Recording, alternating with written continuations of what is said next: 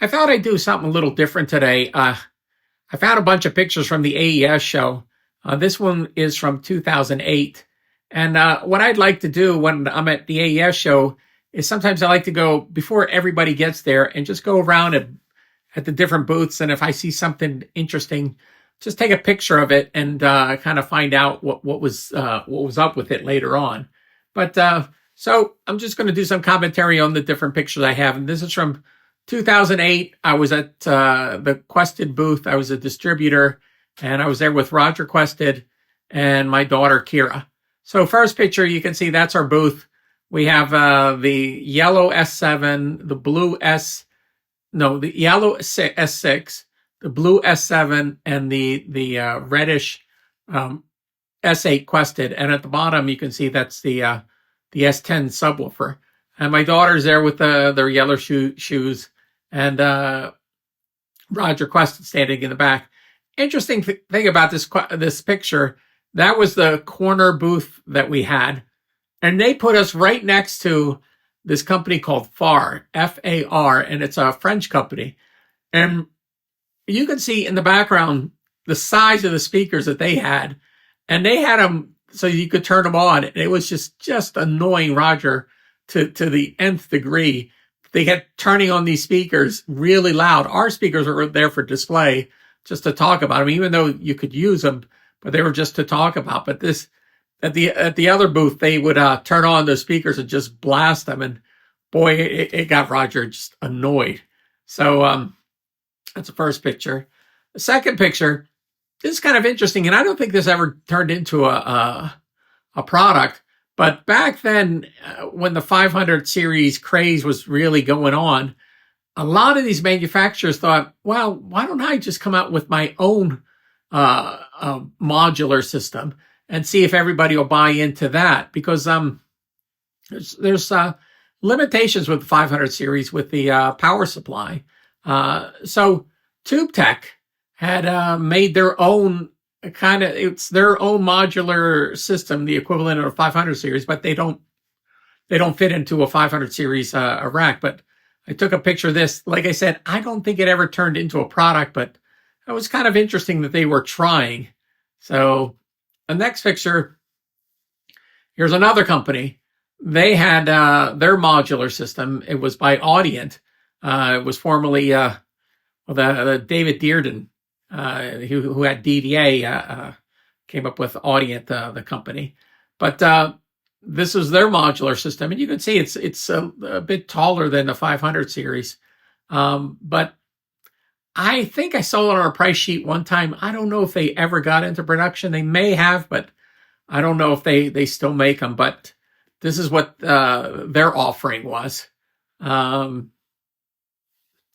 then this company was called Shiny Box. And I really don't know much about them, but I saw them at a couple trade shows. I took a picture of them. I think they're made in China. I don't know for sure. I've never seen them in a studio, and I haven't seen any reviews about them. So I don't know if they actually went into production or not. But it was one of those interesting pieces because all those LEDs, they had that one EQ with a ton of LEDs in there. So I don't know if it actually turned into a product or not, but it was one of those things I saw. I took a picture of it. This rack was from Rolls. They had a tube module, and it was a 500 series module, and I think that did go into production. But putting a tube in that small of an area, and there's a lot of companies that do it now. It's just the power supply can be an issue, and you can see a Mercenary. I don't know if they were, it was at their booth or not, but it was a Rolls 500 series. So the next picture. Oh, to the left, that is Altamoda. They made their 500 series modules. You can see in that wooden box. And then they had their Unicom, their compressor over there. But the guy who runs Altamoda wasn't at the show. Someone else was there showing it.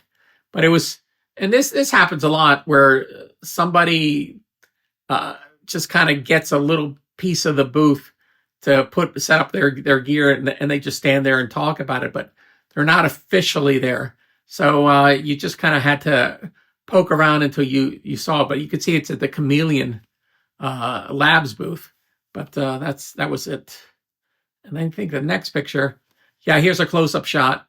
There's the Altamoda, the Unicomp, and a great compressor. They don't make them anymore. The guy who makes the Altamoda, his shop, got burnt out, and then so he's in Hawaii, and he just doesn't have a shop to do anything anymore. So that's stopped production. And then he has his 500 series modules up on the top, which I don't know if they're making any of that stuff anymore. And then the next picture, oh, that's Purple with all their modules, which were pretty cool. They're local. They're in Jim Thorpe, Pennsylvania, and I've talked to the owner, a real nice guy, and just great gear. I think it was new back then. Here was, I think this was the Tree Audio 500 series console. You can see the Vintage King's cards there, so it's probably Vintage King was representing Tree Audio stuff. Very cool stuff, but I don't think they make the console anymore. It was a little involved and a bit pricey, but a nice piece. And the next piece, the next picture, some more of the modules that were in the console. And then, this picture, you can see it's the master section. You can see the other 500 series modules, the Great River, and those pieces, they're double wide. Some of those 500 series modules. So the next picture is, this was Shadow Hill. They had their modules there. That's one crazy company. They make great stuff, but if you ever go to their website, you have to kind of crack a code so you can get in, so you can see if there's any information on the stuff. It's almost like they don't want any customers, but really great stuff. The 500 series modules, I'm pretty sure they made it so you can go through different transformers to change the sound. And then the next picture, there is their big compressor that they're famous for. And then they have the 2-channel mic pre that's also a 32-channel summing mixer, but you have to have a load on every one of those 32 inputs for the summing mixer to work. And you know what my opinion is on summing mixers, but it's an extra. So you just buy the mic pre and you have a summing mixer thrown in on the deal. Okay, and next picture, that's just a wider shot, and that's where you can get those ProAct speakers. ProAct speakers back then, $1,800 for a pair. That's what they should go for. Now I see people trying to sell them for $4,000, but I don't think they make them anymore. So I don't know what you're doing, is buying new old stock or refurbished. This is just a picture of the Chandler stuff, which is also great gear. But I remember this is in 2008, so it may have been all new back then, but they had a pretty good product line. Next picture, this is, it looks like another 500 series rack. I guess the modules I was taking a picture of. And the next picture, that's the Crane Song. I think the Egret was a new product back then, the 8-channel D to A converter. They always made great stuff. David Hill was a genius. A really nice guy too.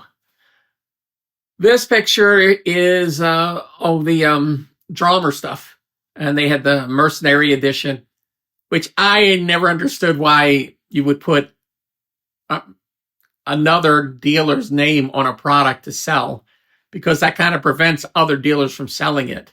So I didn't think that was the best marketing idea ever, to put a Mercenaries. I mean, I have nothing against Mercenary, but to put Mercenary name on a product, and then it's like selling I don't know, a McDonald's brand product at a Burger King. It's just not going to happen. But this was what they were offering, and Drummer makes some interesting stuff. And then the next picture, this was the Empirical Labs. with their offering. They had the 500 series modules, the DSers, and then they had the Little Freak and the Fatso and their Distressor. Just all really nice stuff. And the next picture, this is just a rack of the Empirical Lab 500 series modules. Let's see. And this was Burl Audio. They had their mic pre. And again, 2008, a lot of these companies were kind of new. So I don't know if it was brand new or not. This was new for API. They were offering, what was it called? It was made by API, but it was called something else. And this is their rack stuff. I don't know if they make them anymore, but they were new at the show there. Oh, some more 500 series. This was at the API booth, and API also bought ATI. That's that module at the bottom. So they were at their same booth, and then that's some more of the 500 series modules. And then we got into, I forgot what this company, Analog, I think it's called. They had their Fairchild clone at the AES show. And there's a bunch of them out now. This was just, I think it was at Arturia. It's called the Origin. It was a module. It looked interesting. I just took a picture of it. And this, it's an RCA mic pre. And the interesting thing about that, I saw this and I took a picture. I just love big VUs. But I think it was like maybe a few years later, Retro made their mic pre that looks almost exactly like this thing. So this one was an old mic pre that they modified to work. And the Retro, now you can buy their mic pre. It's a single channel mic pre that's as big as this unit. And it's a very, very interesting look. I think I have another picture. Yep. Here's another picture of the unit. It was just sitting randomly at a booth, and it just looks so interesting to me. Then we have more pictures of the Quested, a little better focus on the Quested monitors. And in the background, you can see the different studios that Quested products have been in. The next question. We were in San Francisco, and this was just my daughter found this outside, and she wanted to take a picture of her with it. And then here's a funny. You can see Roger. He's just all pissed off, and the guys next door at that far, and you can see it in red letters above their booth, just blasting their speakers, and all these people are standing there listening to it. And you should really do that at trade shows. And if you have speakers that big, you should probably have a private booth to show them in, because you play them loud and nobody can hear anybody else talking. But boy, look at the way Roger's standing. He is just not having it. So, and I think he went over there to talk to them. And there's another picture of Roger looking at that whole situation, going, "Oh, geez."